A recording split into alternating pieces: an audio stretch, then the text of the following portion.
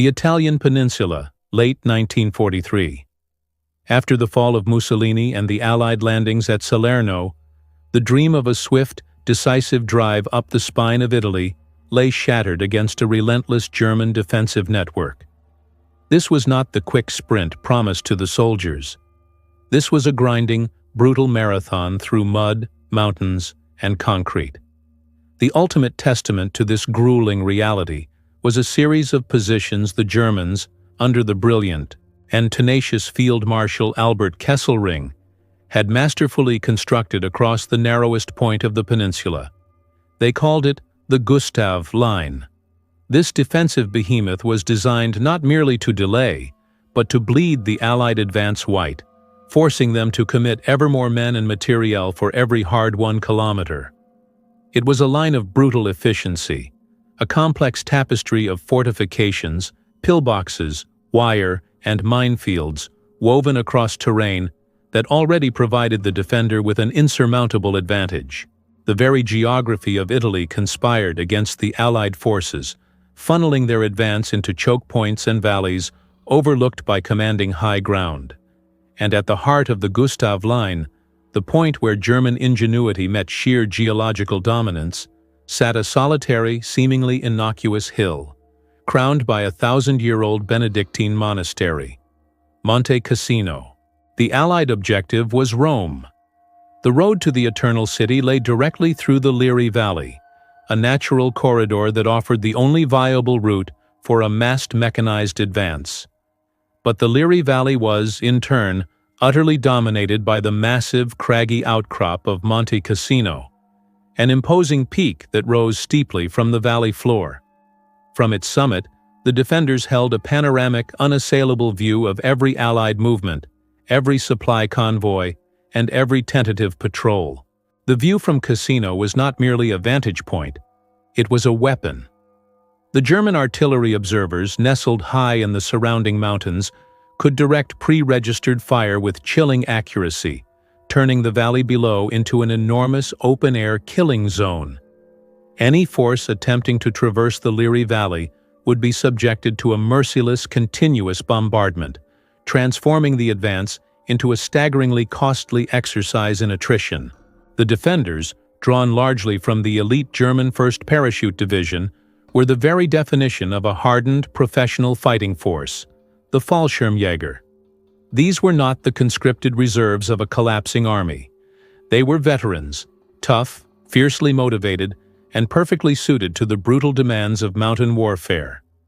They considered themselves masters of defense, and in the sheer granite and rock of Monte Cassino, they found their perfect fortress. The German strategy was simple, brutal, and effective. Hold the line at all costs, inflict maximum casualties, and deny the Allies the quick breakthrough they desperately needed. Every hour the advance was delayed was an hour gained for the overall German war effort, time used to fortify the Siegfried Line or to develop new defensive technologies. Italy was to be the anvil upon which Allied strength was crushed. The Allied forces facing this granite fortress were a multinational coalition, a mix of American, British, French, Indian, Polish, and New Zealand troops, the 5th and 8th Armies. Each unit brought its own history, its own tactics, and its own bitter experience of the grueling Italian campaign. They arrived at the foot of Cassino, exhausted by months of fighting over similar, lesser terrain, only to face what appeared to be the final, most formidable obstacle. The sheer scale of the task was daunting. The attack could not simply bypass Cassino. The forces attempting to move through the valley would be exposed to annihilation. Cassino had to be neutralized. Its commanding height wrested from the German grip. But the mountain did not surrender its secrets easily. The terrain was a chaos of sheer rock, deep ravines, and sparse, unforgiving cover. Every meter of ascent was paid for in blood. The initial Allied attempts to take the position were marked by a lack of coordination, a critical underestimation of the quality of the German defense, and a series of tactical blunders that allowed the Fallschirmjäger to exact a terrible toll. The first battles were characterized by desperate close-quarters fighting in the ruins of the town of Cassino, which lay at the base of the mountain, and fierce, confusing skirmishes on the lower slopes. The Germans, hidden in caves and purpose-built concrete bunkers, seemingly appeared from nowhere, turning every building into a strong point and every shattered street into a potential ambush. The Allied soldiers were forced to fight uphill into prepared positions, enduring the endless rain, the bitter cold, and the crushing psychological weight of knowing that their every action was being observed from the seemingly serene yet deadly heights of the monastery above. The story of Monte Cassino is not a tale of sweeping maneuvers. It is a claustrophobic narrative of individual courage and collective suffering, a story of men pushed beyond the limits of human endurance by the demands of a relentless, unforgiving battlefield. The hill became a symbol, for the Germans, of an unyielding defense, for the Allies, of a seemingly impossible, yet unavoidable, sacrifice. The first act of this forgotten battle was a harsh, undeniable proof that the road to Rome would be paved with the lives of thousands. The mountain held firm. The Gustav Line remained unbroken. The initial Allied assault, known as the First Battle of Cassino, began in January 1944. Its primary aim was to achieve a rapid, if brutal, crossing of the Garigliano River, which formed the western anchor of the Gustav Line, and to seize the key mountain peaks that dominated the entrance to the Liri Valley. The American II Corps bore the brunt of this early push, composed of battle-weary divisions that had already seen hard fighting in Sicily and on the mainland. Their objective was formidable. Hill 593, known chillingly as Bloody Hill, a forward position that controlled the immediate approach to the main Cassino Massif. The fighting here was merciless. The American infantry found themselves engaged in a continuous uphill struggle against the deeply entrenched German paratroopers. The paratroopers were masters of camouflage and counterattack, using the rugged terrain to their utmost advantage. They had dug deep, reinforced fighting positions that were almost impervious to all but a direct hit from the heaviest artillery. The cold, relentless rain turned the mountain tracks into slick, impassable quagmires, restricting the movement of armor and crucial supply vehicles. Men fought hand-to-hand in the swirling mist, often unable to see their comrades, let alone the enemy. Casualties mounted rapidly, forcing constant rotation of units and placing an immense strain on the logistical network.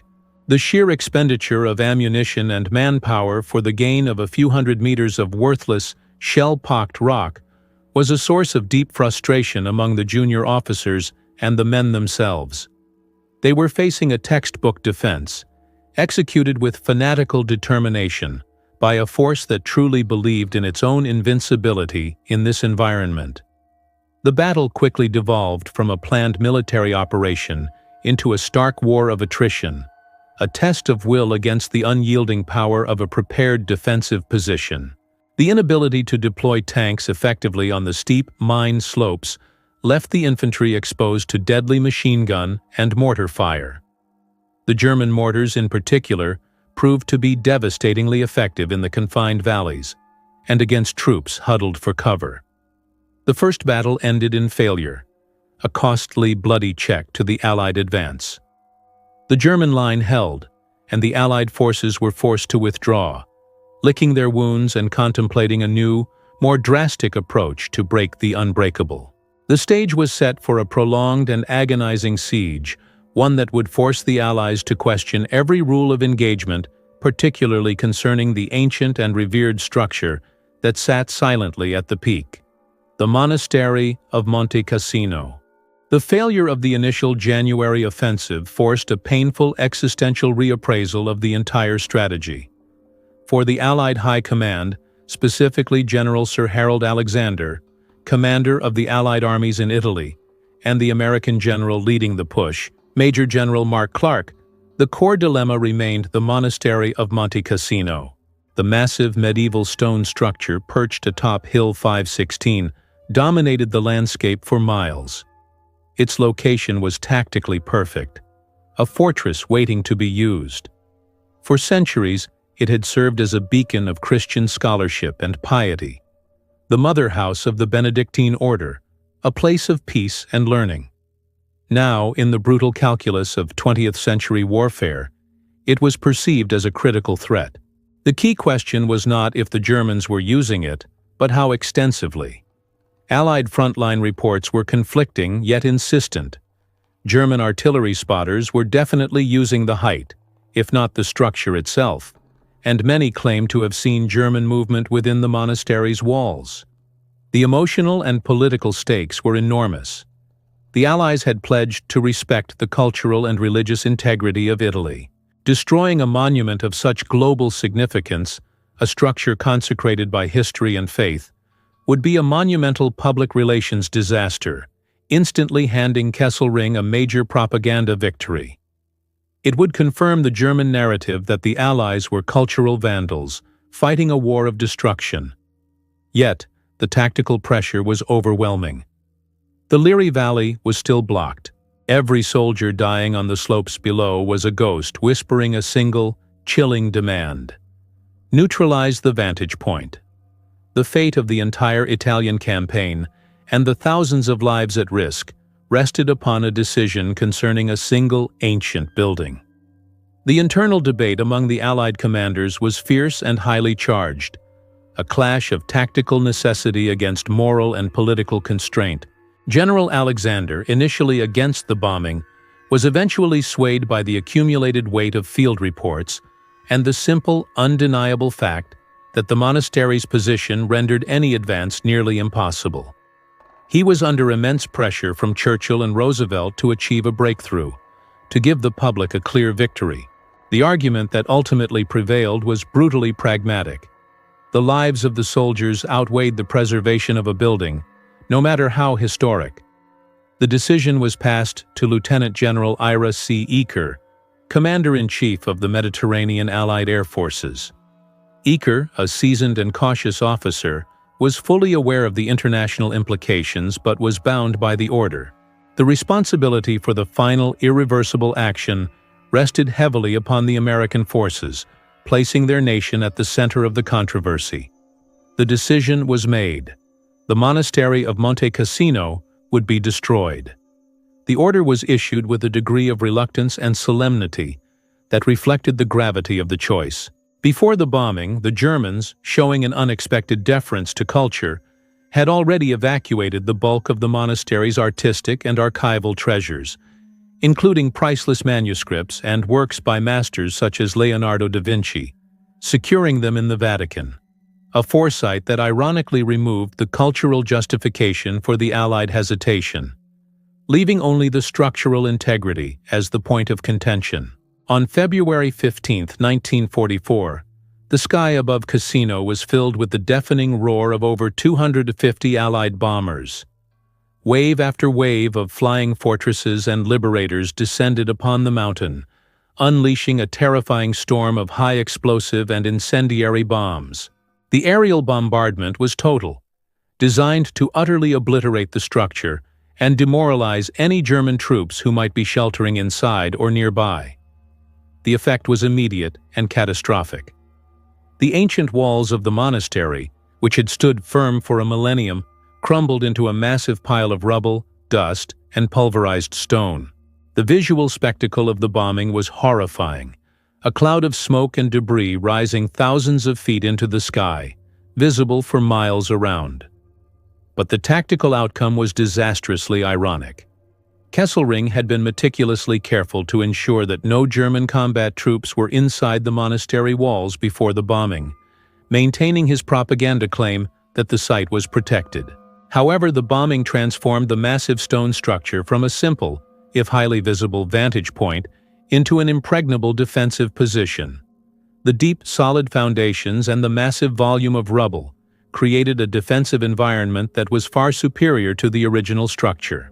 The rubble provided an infinite supply of natural cover, machine gun nests, and sniper positions, making it exceptionally difficult for Allied infantry to navigate and clear. The Fallschirmjäger, who had been positioned on the slopes below, immediately swarmed into the ruins and began to establish new, fiercely defended strongpoints among the debris. The destruction of the monastery was a tactical catastrophe that intensified the battle rather than ending it. It handed the Germans the high ground, the perfect cover, and the moral outrage necessary to galvanize their defense. The Second Battle of Cassino, fought in the immediate aftermath of the bombing, was a brutal, futile attempt by the newly committed New Zealand Corps to seize the ruins. They were met with fanatical resistance from the newly entrenched paratroopers, suffering appalling casualties for negligible gain. The bombing had not opened the path to Rome. It had sealed it with a shroud of historical regret and military blunder. Attention on the line, soldiers!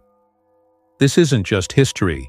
It's the raw, unedited footage of a global struggle where men fought for inches of unforgiving ground. If the courage of the troops fighting for the shadow of that broken abbey resonates with you, then you've found your unit. Don't fly solo. Hit the subscribe button below and enlist with us. We're building the definitive archive of grit, strategy, and sacrifice. And listen up. Your comments are the after-action reports we need. Tell us honestly, if you were the commander knowing what we know now, would you have pushed the button? Let's talk tactics in the comments below. Let the world hear the sound of the historical debate. The failure of the Second Battle of Cassino, characterized by the futile attempts to seize the monastery ruins, plunged the Allied campaign into a deep, agonizing stall. The immediate strategic reality was grim. The Gustav Line remained firm, and the path to the Liri Valley, and thus Rome, was still blocked by the seemingly unshakable German hold on the Cassino Massif. The Allied forces were now firmly caught in a deadly attrition trap, a scenario meticulously engineered by Kesselring. In essence, the Allies were fighting a battle of German choosing, on German terms, across terrain that negated the vast Allied advantages in armor, air power, and overall numerical strength. The sheer number of men and material the Allies could pour into the fight was being systematically offset by the defensive advantage of the Fallschirmjäger positions and the immense efficiency of the German fire control. Each failed attack cost thousands of lives, consumed irreplaceable equipment, and, perhaps most damagingly, eroded the morale of the multinational force. The Allied High Command was facing the distinct possibility that the war in Italy would become a permanent, grinding deadlock, diverting crucial resources away from the planned D-Day landings in Normandy. The reputation of the Allied leadership was on the line, and the pressure from London and Washington to achieve a swift, dramatic breakthrough became almost unbearable. The human cost of this deadlock began to dwarf all other concerns. The medical infrastructure supporting the troops was overwhelmed. The casualty evacuation routes were treacherous, often running directly through areas under constant German observation and artillery fire. The field hospitals placed just behind the front lines were perpetually overflowing with men suffering not only from terrible wounds, the result of high-explosive shells, shrapnel, and machine gun fire, but also from the relentless exposure to the elements and the profound psychological damage of prolonged combat. Trench foot, pneumonia, and sheer exhaustion became as significant an enemy as the German paratrooper. The soldiers were fighting in an environment that seemed actively hostile to life itself. The relentless cycle of attack, retreat, and heavy loss bred a dark, desperate fatalism among the ranks. Units were constantly reformed and reinforced with fresh, often inexperienced replacements, who were immediately thrown into the savage meat grinder of the mountain fighting. This rapid turnover and loss of veteran leadership further hampered the operational effectiveness of the divisions, ensuring that each subsequent attack often started from a position of tactical and experiential disadvantage. The psychological toll was immense. The constant threat of German mortar fire, the terrifying realization that the enemy always held the high ground, and the knowledge that every step forward was a step into a prepared killing zone created a level of stress that broke all but the most resilient. The battle was fought not just against the enemy, but against the sheer terror of the landscape. The Third Battle of Cassino, launched in mid-March 1944, represented a final, desperate attempt to crack the position using overwhelming power. The attack, codenamed Operation Dickens, was conceived by General Bernard Freyberg commanding the New Zealand Corps, and involved a complex plan that combined a massive aerial and artillery bombardment with a determined infantry and armored thrust through the ruins of the town of Cassino and up the mountain slopes.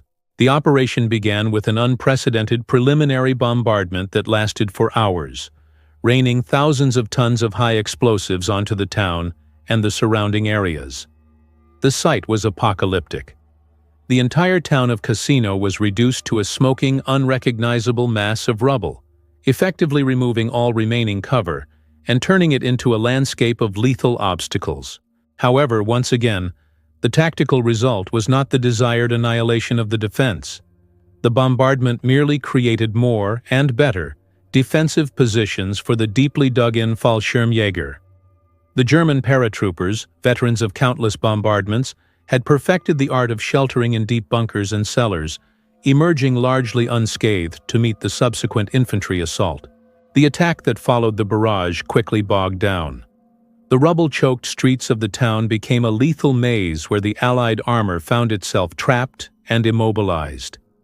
The German defenders, firing from fortified ruins and sewer systems, utilized highly effective anti-tank weapons and close-range machine gun fire, turning the entire area into a series of deadly, isolated skirmishes. The New Zealand and Indian troops fought with extraordinary bravery, clearing building by building, bunker by bunker. But their advance was agonizingly slow and tremendously costly. The sheer scale of the German defense was a testament to their professionalism and dedication. They fought with a tenacity that defied rational expectation, often holding positions long after they had been encircled and cut off. Their discipline under fire was legendary. They never abandoned a position without orders, and their counterattacks were swift, brutal, and highly effective. This level of defensive mastery forced the Allied High Command to reconsider the entire theater of operations. It became clear that Monte Cassino was not merely a tactical block.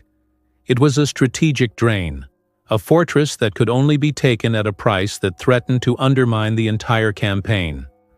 The decision was made to halt the frontal assaults, to pull back, and to conceive an entirely new, massive-scale operation that would bypass the immediate Cassino defenses and outflank the Gustav Line altogether. The three failed battles had not broken the German will. They had merely reinforced the strategic lesson that direct assault on this position was a path to unacceptable self-destruction. The Allied forces were forced to pause, regroup, and prepare for a final decisive effort that would involve an unprecedented concentration of force, a desperate gamble that would attempt to turn the tables on Kesselring's masterfully constructed line of defense. The mountain had defeated the Allies 3 times, but the final, decisive engagement was yet to come. The stage was set for the largest, most brutal operation of the Italian campaign.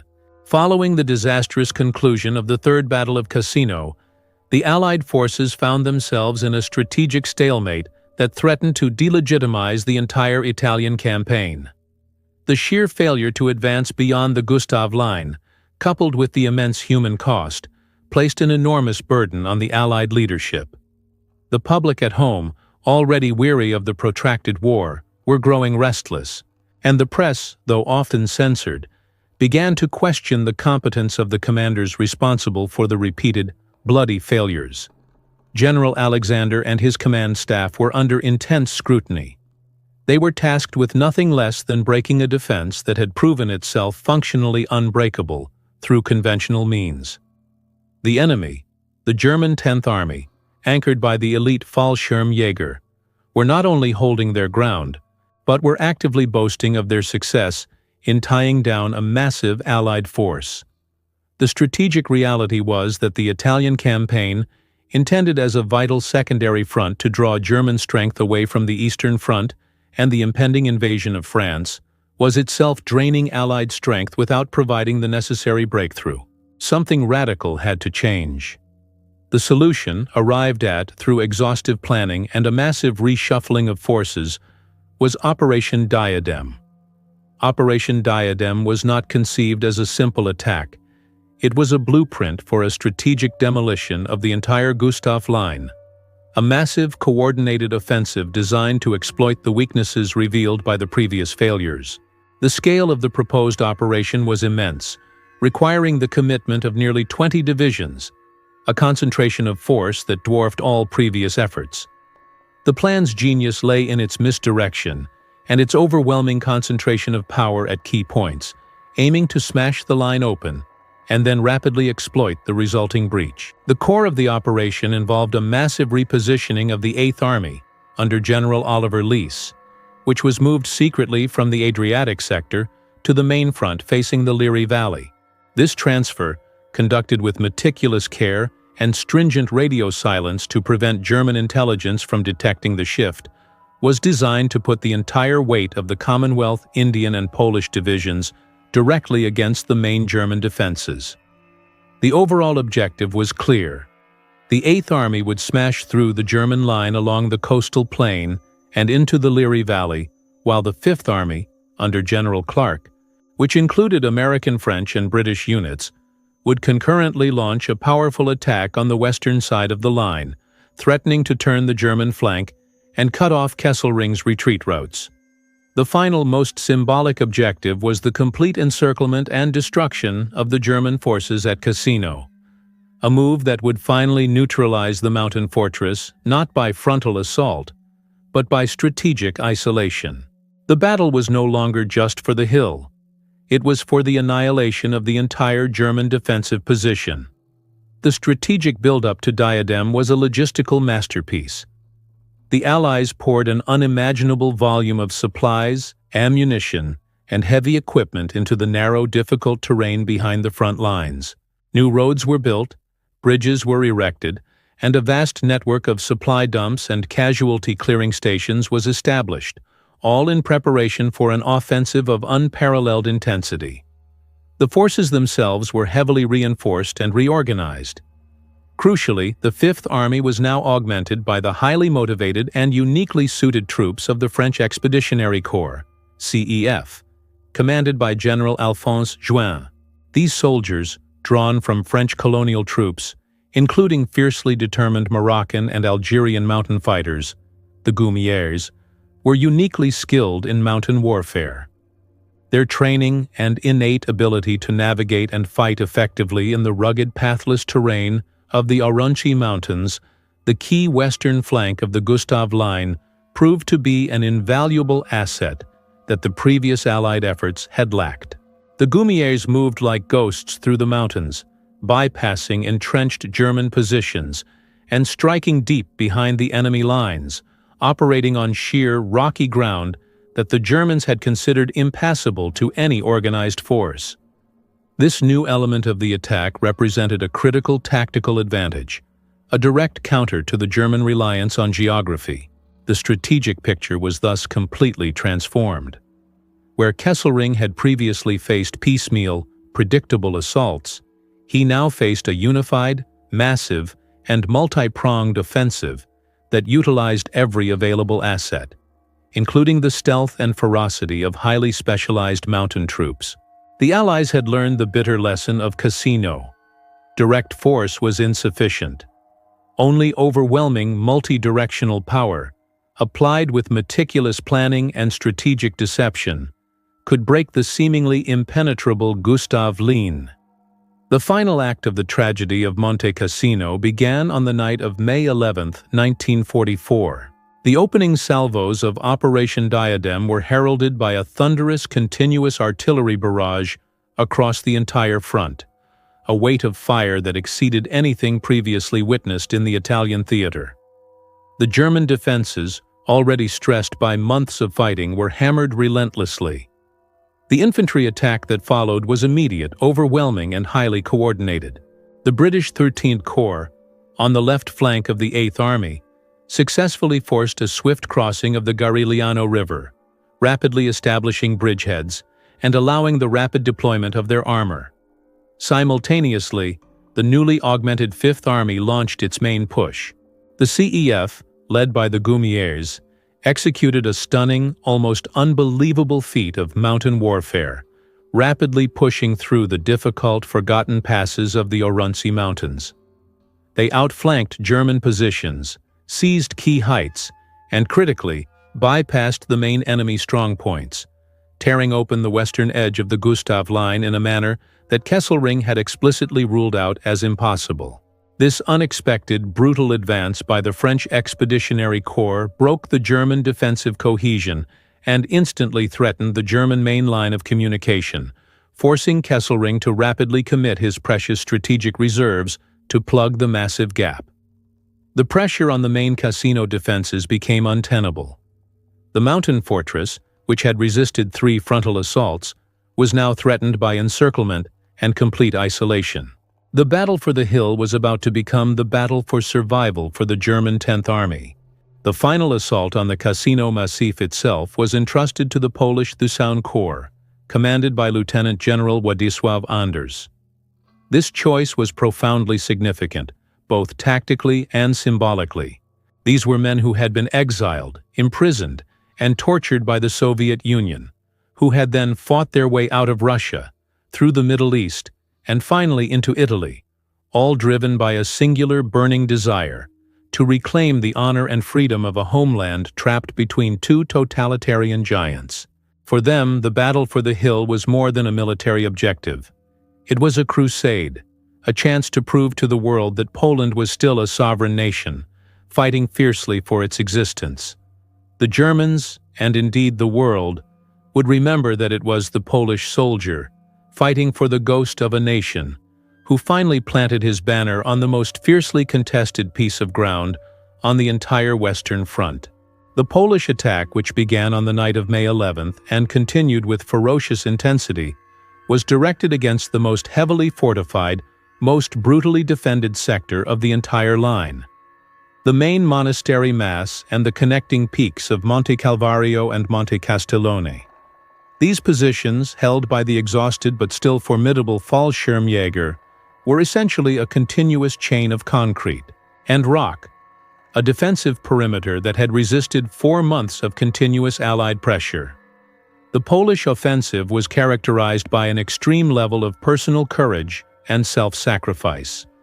They faced not only the sheer difficulty of the terrain and the murderous fire of the entrenched German defenders, but also the crushing psychological weight of fighting for an objective that had already consumed so many lives. The ground they advanced across was so heavily mined and booby-trapped, and the pre-registered German fire so accurate that movement was a continuous, lethal risk. The initial Polish attacks were repulsed with heavy losses, a stark, immediate demonstration that the mountain's defenses had lost none of their lethality. However, unlike the previous assaults, the Polish forces did not merely retreat. They regrouped, reorganized, and pressed the attack again and again with a focused, almost fanatical determination. The fighting was often hand-to-hand, a brutal close-quarters slugging match in the maze of gullies, bomb craters, and shattered rock that made up the slopes. The German counterattacks were swift and vicious, aimed at regaining every inch of lost ground, but the Polish tenacity proved to be unyielding. Their engineers, working under continuous fire, slowly cleared paths through the minefields and established forward strongpoints, allowing the infantry to gain critical footholds on the lower slopes. The advance was measured in agonizing meters, a continuous, brutal expenditure of blood and will. The world watched, not just a military operation, but a national statement. The decisive breakthrough, however, was not solely a result of the fighting on the mountain. It was the direct consequence of the massive, successful offensive carried out by the other Allied armies as part of Operation Diadem.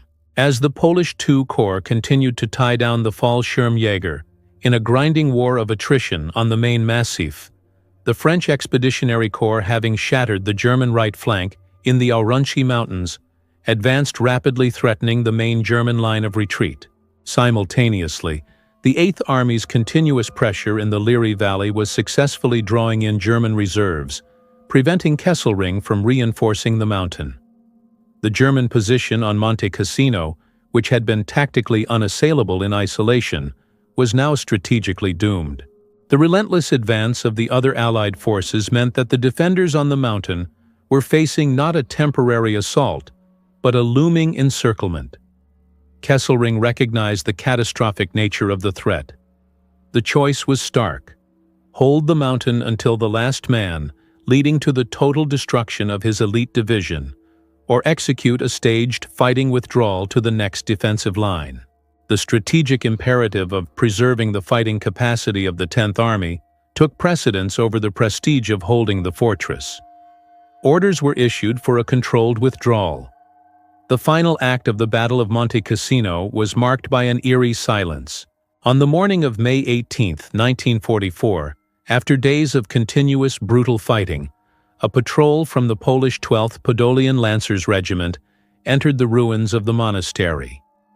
They encountered not the fierce resistance expected, but a handful of German medical personnel and a desolate, smoking ruin. The elite Fallschirmjäger had retreated during the night, utilizing the cover of darkness and their superior knowledge of the mountain trails. It was a strategic retreat, not a rout, but the symbolism was absolute. The ancient, sacred ground was finally in Allied hands. The Polish banner was raised over the rubble-strewn peak, a powerful and deeply emotional sight for the fighting forces below. The cost had been staggering. The Polish II Corps alone suffered nearly 4,000 casualties, including over 900 killed. The overall Allied losses across the 4 battles for Cassino exceeded 55,000 men.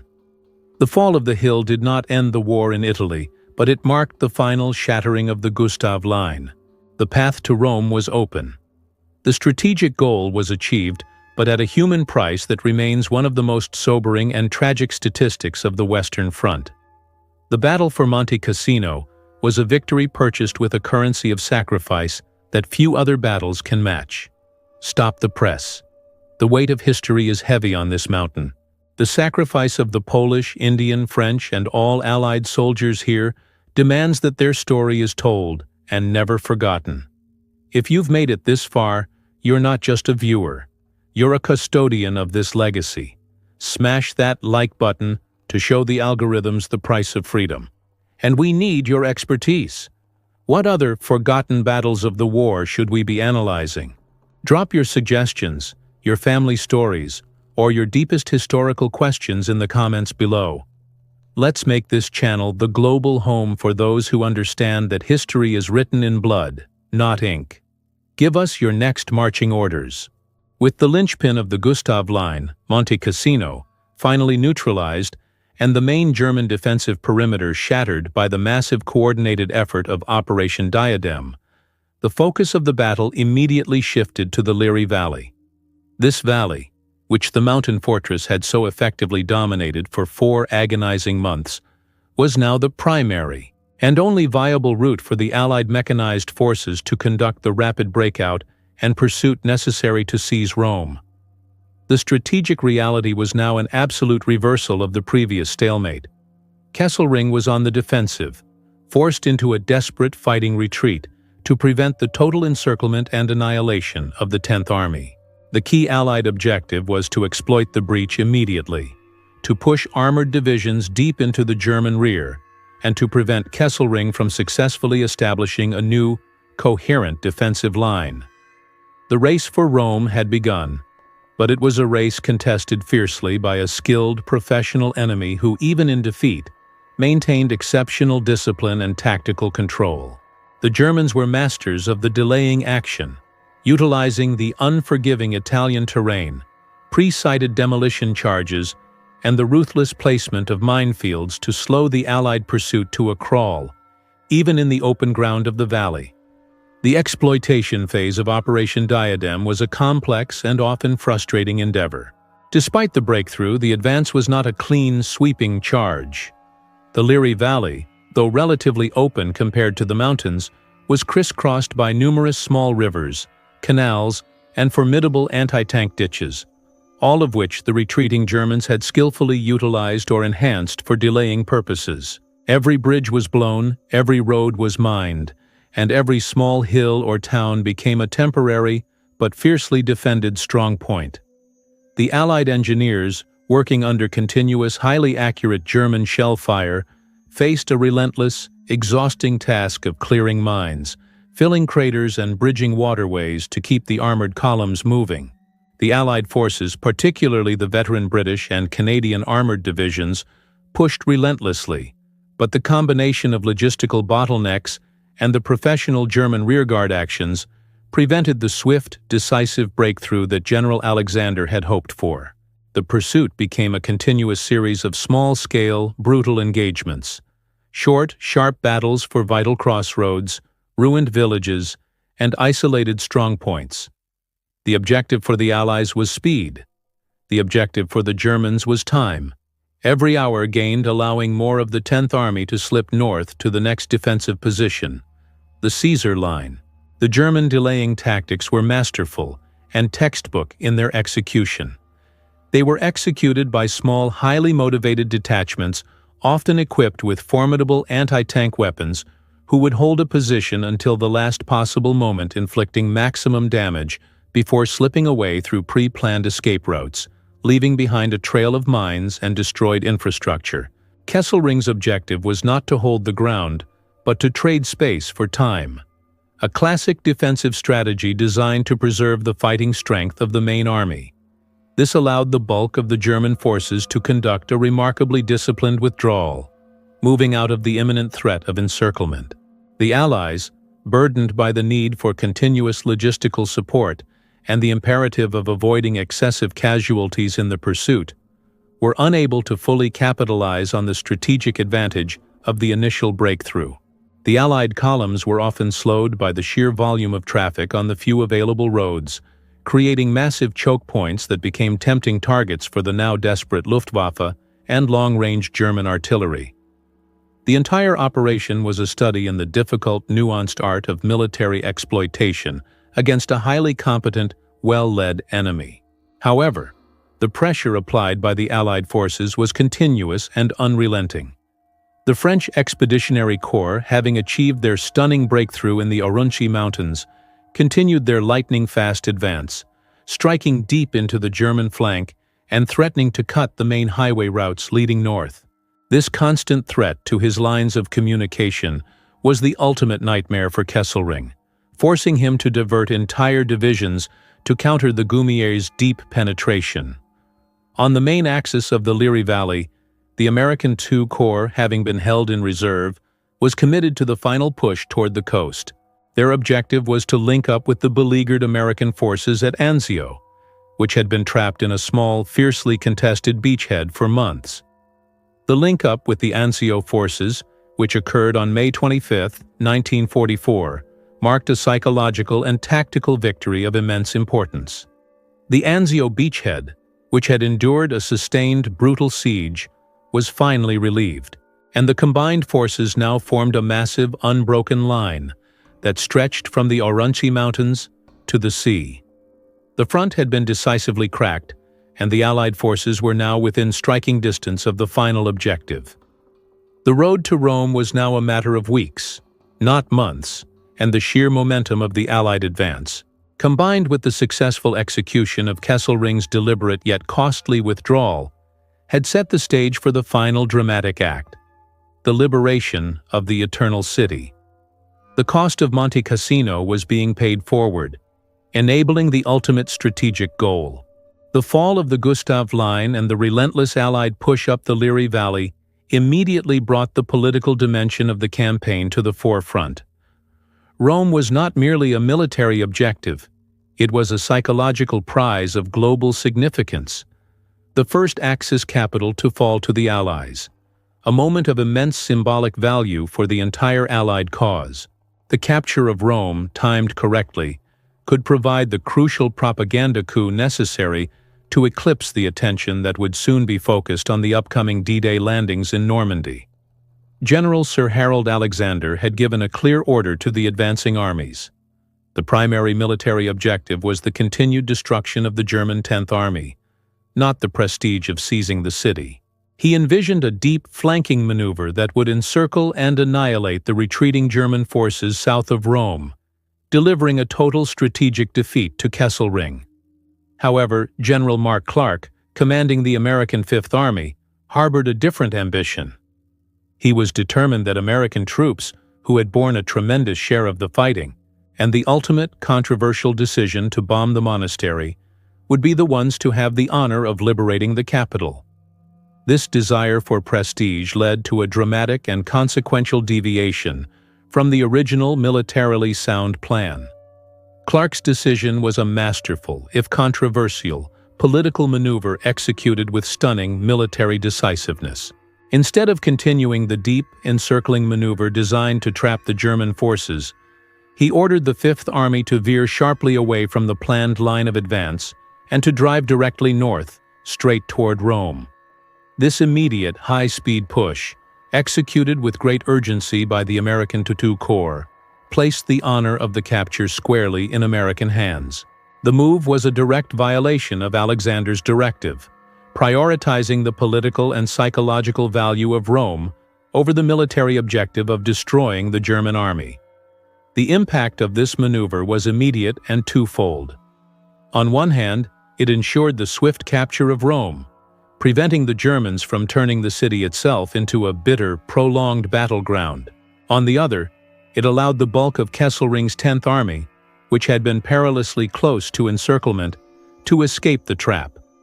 They slipped past the advancing Allied columns and were able to retreat successfully to the next prepared defensive position in the north, the formidable Gothic Line. The military consequence was clear. The opportunity for a total, decisive victory in the Italian campaign, a strategic annihilation of the German forces in the south, was lost in favor of a propaganda victory. Kesselring, ever the pragmatic strategist, understood the symbolic importance of Rome, and had no intention of allowing the city to become a military liability that would trap his forces. He declared Rome an open city, a designation that, in theory, meant it would not be defended and thus should not be subjected to the destruction of heavy combat. His primary concern was the preservation of his fighting force. He ordered a final, brutal delaying action south of the city, utilizing the natural choke points and remaining defensive positions to buy the necessary time for his main army to consolidate their retreat. The American forces faced fierce but highly localized resistance in the final days leading up to the capture, as German rearguard units fought desperately to maintain the lines of communication. The final push by the American forces was conducted with great speed and a high degree of caution, aimed at minimizing both military casualties and damage to the irreplaceable historical and cultural heritage of the city.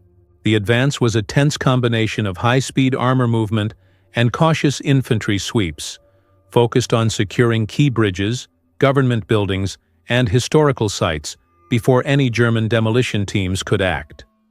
On June 4, 1944, the American Fifth Army, led by the advanced elements of the II Corps, rolled into Rome. The reception from the civilian population was ecstatic. After years of occupation, the liberation was a moment of unbridled joy, a chaotic explosion of celebration that saw the city's streets instantly fill with cheering crowds, flowers, and the emotional embrace of the weary American troops. The sight of American tanks and trucks rolling past the ancient monuments, greeted by a populace that had suffered years of hardship, was broadcast across the world, a powerful image of Allied triumph. Mark Clark, standing proudly at the head of his troops, ensured that the moment was fully credited to the American effort, a successful political coup that briefly dominated global headlines.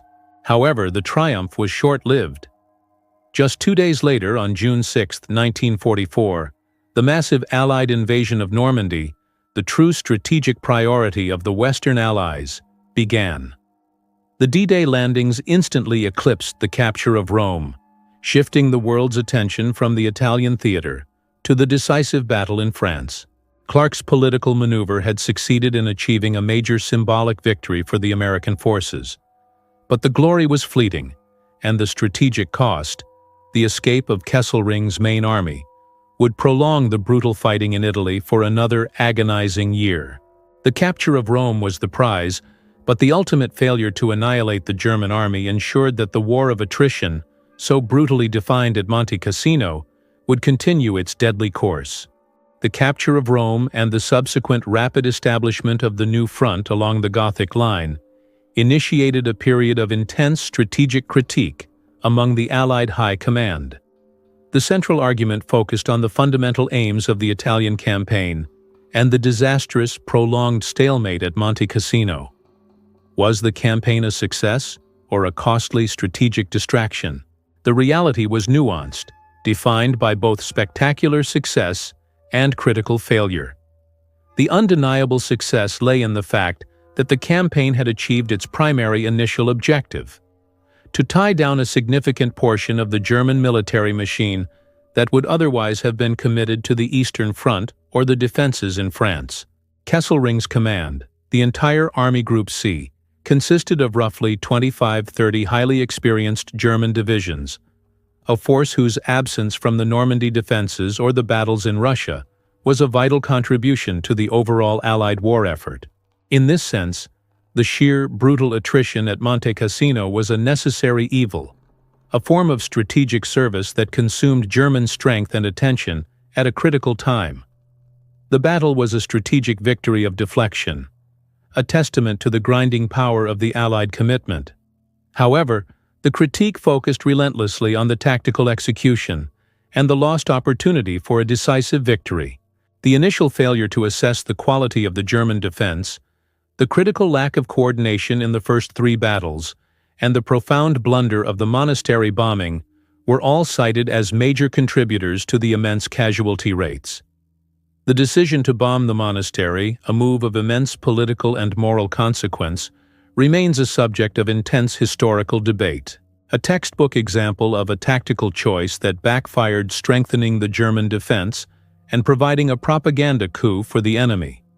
More critically, General Clark's unilateral decision to divert the Fifth Army's advance away from the encirclement plan at Valmontone in favor of the dash to Rome was universally condemned by military historians and by his fellow commanders, most notably General Alexander. The opportunity to destroy the German 10th Army in the field, a chance for a true, decisive annihilation, was sacrificed for a symbolic, fleeting political victory. This maneuver ensured that the German forces, though bruised and battered, remained a cohesive, potent fighting force, capable of establishing and defending the next major defensive line. The war in Italy, instead of ending in 1944, was guaranteed to continue as a grinding, resource-intensive campaign until the spring of 1945. The strategic consequences of the unfinished war were profound. The continued fighting in Italy required the ongoing commitment of significant Allied resources, divisions, air support, and logistical support, all of which were desperately needed for the main front in France and the push into Germany. The Italian theater became known as the Forgotten Front, a continuous, brutal commitment that drained strength without providing the necessary strategic return. The ultimate objective, the destruction of the German military capacity, was delayed, and the cost in human lives continued to climb throughout the summer and fall of 1944 and into the severe winter of 1945.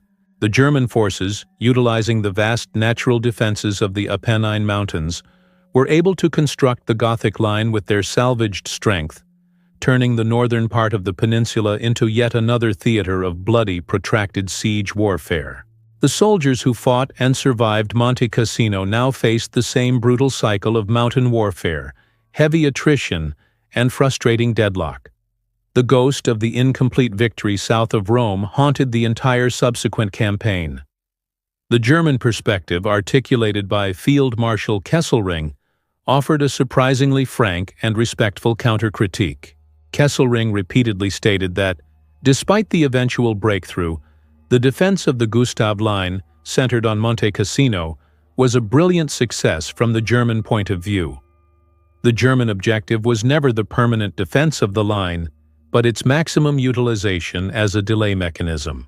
The Fallschirmjäger had successfully held the line for 4 crucial months, inflicting disproportionate casualties on the Allied forces, and critically, forcing the Allies to commit the majority of their Italian strength to the direct assault. The strategic delay provided Kesselring with the necessary time to reorganize his forces, construct the Gothic Line, and most importantly prevent the Allies from quickly overrunning northern Italy, an area vital for German industrial production, and the control of the crucial Brenner Pass supply route to the Reich. Kesselring's successful, disciplined withdrawal following Diadem, enabled by Clark's deviation, remains a testament to his tactical skill and the high quality of the German leadership and troops. He lost the ground but preserved his army, a strategic exchange that prolonged the war and minimized the overall German loss. The strategic analysis of Monte Cassino thus becomes a complex study in military priorities, a clear Allied tactical failure that resulted in a strategic victory of deflection, followed by a propaganda success that sacrificed a decisive military opportunity. The mountain's shadow was long, casting a pall over the victory itself. The legacy of Monte Cassino extends far beyond the immediate military result. It became a powerful symbol, a microcosm of the entire brutal Italian campaign, and a critical study in the complex interaction between strategic necessity, tactical error, and human sacrifice. The battle cemented the campaign's reputation as the Forgotten Front, a theater of war defined by brutal terrain, political infighting, and a grinding, protracted war of attrition that continued long after the main focus of the war shifted to Northern Europe. The most enduring legacy is arguably the cost in lives and the psychological impact on the multinational forces that fought there. The casualty lists for the American, British, French, Indian, New Zealand, and especially the Polish forces remain a somber testament to the difficulty of the task. The sheer cost forced a profound re-evaluation of military doctrine regarding frontal assaults on prepared geographically dominant positions, a lesson learned in blood that would influence subsequent military planning for decades. The battle became a byword for a Pyrrhic victory, a necessary win achieved at an unacceptable, agonizing price. For the Polish II Corps, the victory was a moment of profound national significance, yet one deeply tinged with tragedy. The raising of the Polish flag over the ruins of the monastery was a triumphant declaration of national identity and commitment to the Allied cause, a statement that a nation torn apart by its powerful neighbors still possessed the will to fight for freedom. However, the subsequent political realities of the post-war world, with the Soviet Union effectively absorbing Poland into its sphere of influence, rendered their sacrifice politically hollow. The Polish soldiers who fought so bravely for the freedom of Italy, and by extension their own homeland, found themselves stranded and often unable to return to a country under communist control. The military cemeteries at Monte Cassino, particularly the beautifully maintained Polish War Cemetery, stand today not just as a memorial to fallen soldiers, but as a silent, powerful testament to the ultimate betrayal of political realities that followed their immense sacrifice.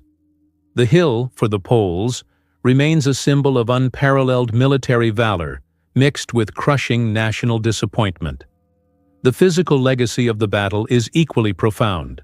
The town of Cassino, obliterated by the massive Allied bombardment, was a scene of total devastation, reduced to a heap of rubble and unidentifiable ruins. The rebuilding efforts in the post-war era were immense, a slow, painstaking process that saw the town rise anew, but forever bearing the scars of the battle. The monastery of Monte Cassino was rebuilt with painstaking care, utilizing original plans and salvaged stonework, a difficult but essential act of historical preservation. The restored monastery stands today as a powerful symbol of resilience and the enduring nature of human culture against the destructive power of modern warfare. It is a working abbey once more, a place of peace and contemplation. But its history is permanently etched into the stone and the surrounding earth, a continuous silent reminder of the 4 great battles fought for its possession.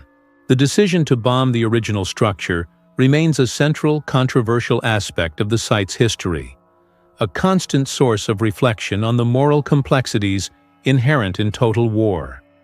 The shadow of the massive aerial strike is an indelible part of the monastery's identity, an unwelcome addition to its thousand-year history. The German legacy of Monte Cassino centers on the performance of the Fallschirmjäger. The ferocious, disciplined defense of the mountains cemented their reputation as one of the toughest, most professional fighting forces of the entire war. Their ability to hold the line for 4 months against overwhelming superiority in numbers, air power, and artillery, only yielding when strategically outflanked, is a case study in military history regarding the power of prepared defense and elite troops. Kesselring's overall strategy of trading space for time, executed with ruthless efficiency, remains the ultimate German strategic success of the Italian campaign. The prolonged delay allowed the German Army Group C to remain a cohesive threat until the final days of the war. However, the intensity of the fighting at Cassino also resulted in the virtual annihilation of the 1st Parachute Division, as a truly elite, fully capable unit. The high casualties meant that the division, though eventually reformed, lost its core of veteran non-commissioned officers and junior officers, a critical loss of expertise that the German war machine could not afford to replace. The battle was a tactical masterclass in defense, but its cost was a mortal wound to one of the Third Reich's finest fighting formations. The legacy of Monte Cassino is thus a tapestry of intertwined military, political, and cultural consequences, a battle that achieved its strategic aim of deflection, but did so at a cost that continues to define the history of the Italian campaign. The final agonizing drive up the peninsula was merely the payment for the right to advance beyond the mountain. The ultimate verdict on the Battle of Monte Cassino and the Italian campaign as a whole rests on the strategic reality that defined the entire conflict: the overwhelming power of the Allied industrial and material advantage. The sheer number of men, tanks, aircraft, and shells that the Allies could commit to the Italian theater despite the logistical difficulties of supply across vast distances was a reflection of an industrial capacity that the Third Reich, burdened by the war on the Eastern Front and continuous Allied bombing, could never hope to match. Monte Cassino, in its brutal simplicity, became the clearest illustration of this fundamental imbalance. The German defense, executed with fanatical skill and tenacity by the Fallschirmjäger, was a testament to the tactical genius of the German soldier. They won the defensive battle for the hill repeatedly, repulsing 3 major, sustained frontal assaults. But the Allies, with their virtually unlimited reservoir of men and materiel, could simply pause, regroup, and commit an even larger, more heavily armed force. The 4 battles for Cassino were merely 4 successive applications of overwhelming force against an increasingly depleted defense. The German defense could delay, inflict immense casualties, and secure a brief propaganda victory, but it could not fundamentally alter the final equation. The victory in Operation Diadem, which finally shattered the Gustav Line, was not primarily a victory of superior tactics in the narrow sense, but a victory of strategic weight and logistical capability. The ability to secretly move the entire Eighth Army across the peninsula, to amass an unprecedented concentration of artillery, and to support 20 divisions in a sustained offensive across brutal terrain, was a feat of industrial organization and logistical planning that was beyond the Germans' capability. Kesselring's successful defense was limited by the finite nature of his resources. His divisions could not be replaced. His ammunition supplies were constantly stressed, and his ability to move reserves was hampered by the relentless total air superiority of the Allied air forces. Every German division lost at Cassino, every shell expended, and every veteran paratrooper killed or wounded represented a permanent, irreplaceable loss to the German war machine. Conversely, every Allied loss was an opening for a fresh, new unit from the massive supply lines that stretched back to the factories of America and the reserves of the Commonwealth nations. The battle was a test of will, but also, critically, a test of industrial endurance. The strategic importance of the battle is best understood in the context of the deflection of German resources. Kesselring's success in holding the Allies in Italy ensured that the German forces in the south remained a highly potent operational threat that could not be ignored. This sustained threat forced the Allied High Command to maintain a significant commitment of divisions and aircraft in the Mediterranean that could have otherwise been used to augment the D-Day forces or the subsequent push into Germany. The Italian campaign thus became a continuous, costly drain on Allied resources, a necessary but frustrating secondary front. The Forgotten Front was a deliberate, tactical masterpiece by Kesselring to keep the war going, to avoid the total annihilation of his forces, and to preserve the vital time needed to reorganize the German defenses further north. The cost of this strategic deflection, the thousands of lives lost on the slopes of Cassino, was the necessary price paid for the overall successful global strategy of tying down the German military. The men who died at Cassino, in a sense, died for the greater success of the D-Day landings, diverting the German strength away from the decisive battle in France.